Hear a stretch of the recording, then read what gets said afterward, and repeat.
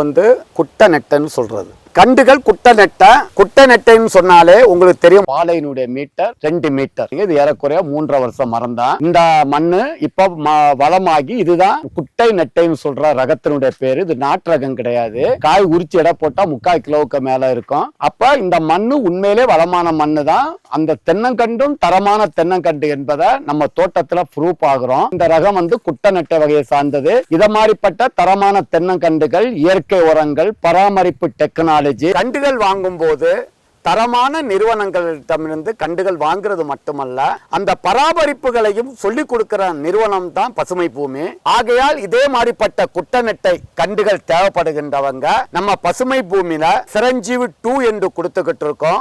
பசுமை பூமியை தொடர்பு கொள்ளுங்க.